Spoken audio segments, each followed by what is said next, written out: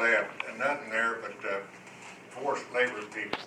Now we're talking about Jews, white Russians, Italians, you name it. These people were making Messerschmitt aircraft, and of course we relieved them. And the Army, bless their heart, this is something they did good. They sent in a delousing team because, believe it or not, everybody was covered with lice. Now, I know it's a kind of a frowned on in civilization, but you do because it's weeks before you get a shower. Well, they brought in a delousing team and then a shower team, and then they brought in a team to clothe them. And then, of course, we fed them, and they give them complete physicals. And we isolated them into their own, with their own people. So what we were trying to do was send them back to their home country, you know, be it Russia or Italy or wherever. Well, we got that finished, and then they sent us down to Garmisch, Germany. And that's where the 1936 Winter Olympics was held, a great ski resort. Well, of course, me being a flatlander from Oklahoma, I didn't know what a ski was. But we were guarding PW prisoners. We were going out at night, late at night. The locals told us where the Nazis were at, and we raided their houses and brought them in for interrogation. And then we'd put them in that compound, and that's what we did. That's what we did. Well, I don't know why, but somehow we got relieved, and they sent us to Czechoslovakia.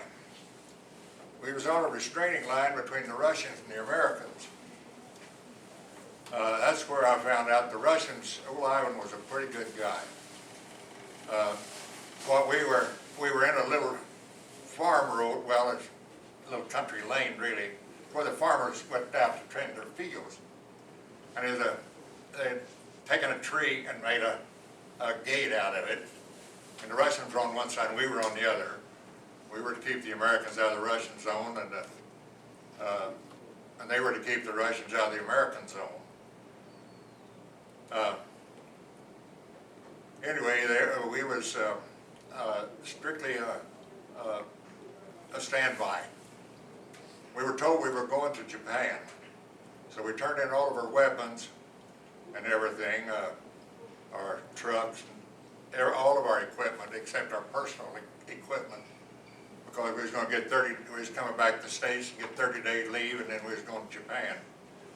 It was going to be part of the invasion force. Well, thank God Truman dropped the bomb, and that eliminated that. So they took us and made us a grave registration.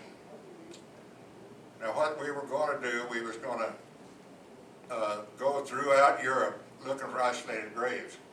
Now these were airmen that were shot down usually, and they were real isolated. So we were out looking for those. You'd be surprised how well the locals treated our downed airmen. How they buried them. They kept most of their identification. So when we went in, I was in what they called a location team. And we went in, every village we were doing this in the south of France.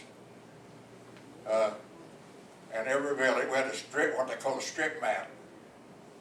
That each team got a strip map, and you went to every village in that. Well, you stopped, talked to everybody, see if there's any isolated graves anywhere. And when you got through with that, if you found out any, I had a map reader that could pinpoint the grave on this strip map, and they would bring it back, and they sent out a team to excavate the remains. And so finally, I finally got enough points to come home. And Lord knows I wanted to come home. I was a young man, 21 years old, and spent my better years in the Army getting shot at and being shot. And I was fortunate. I had a grenade go off close to me, and I got a couple little dings on my leg, not even enough to go back to the aid station. I had the greatest aid man in the world. His name was Dudley. That was his last name.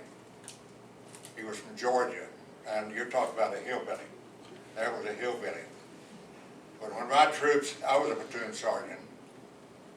Big PFC, that's a private first class, that's next to nothing, you know. But we didn't have anybody else. Everybody had been killed or captured.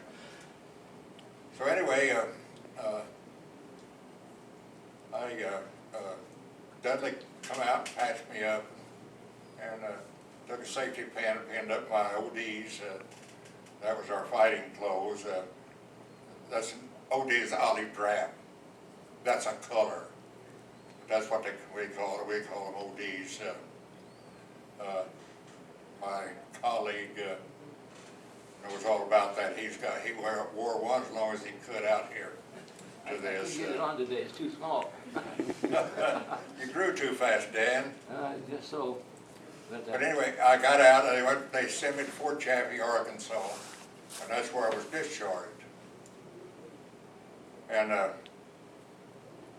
I left the military, went back home, got married, bought a house, of course, typical GI, coming home, married.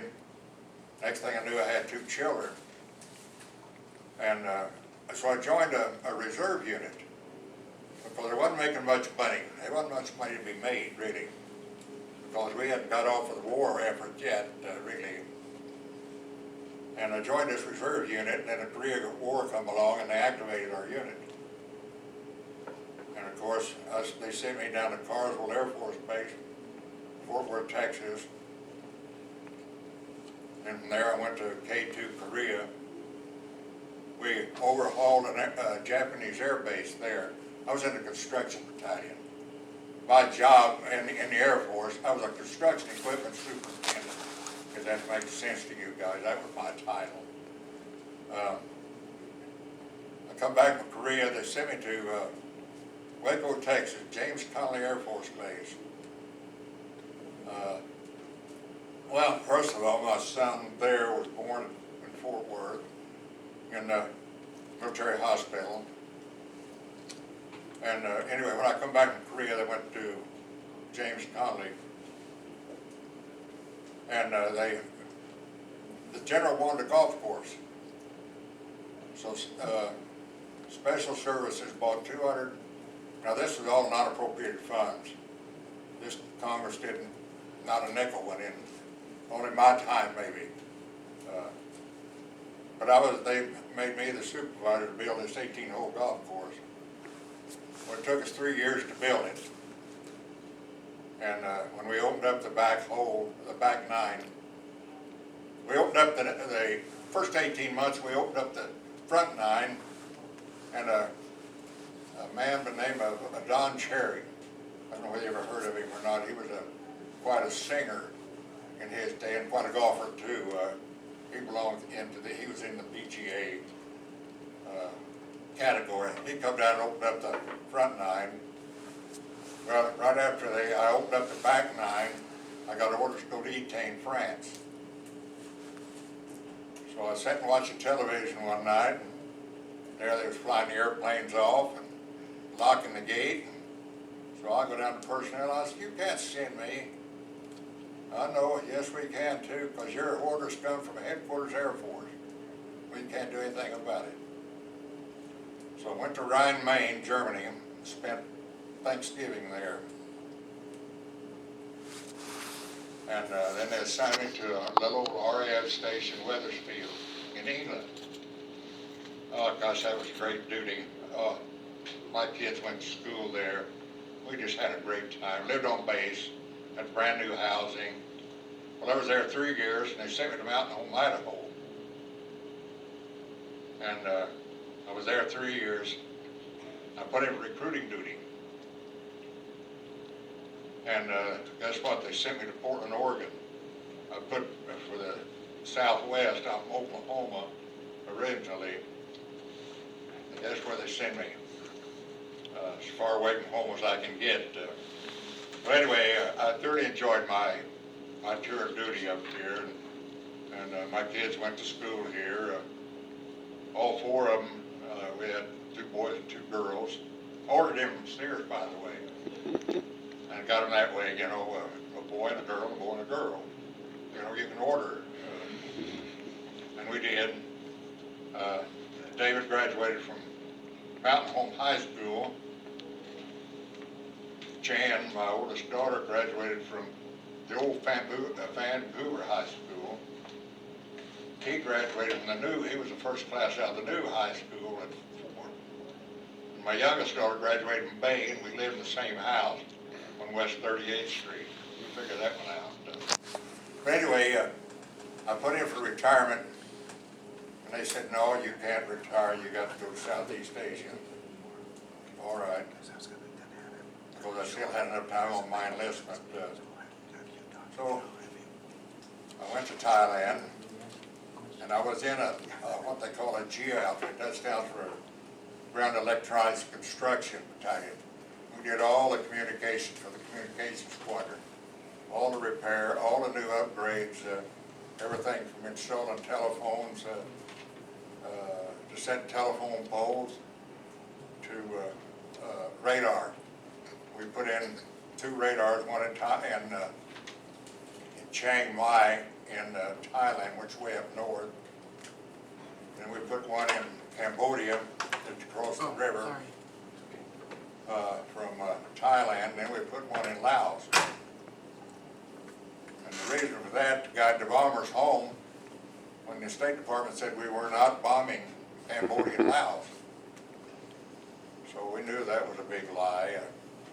But anyway, I put in for retirement, and I come back home, and they sent me down to March Air Force Base. That's where I retired from, and I've been here ever since. I had quite an experience. My family really enjoyed it. I know I've taken up a lot of time. Now, if you have any questions, feel free to ask.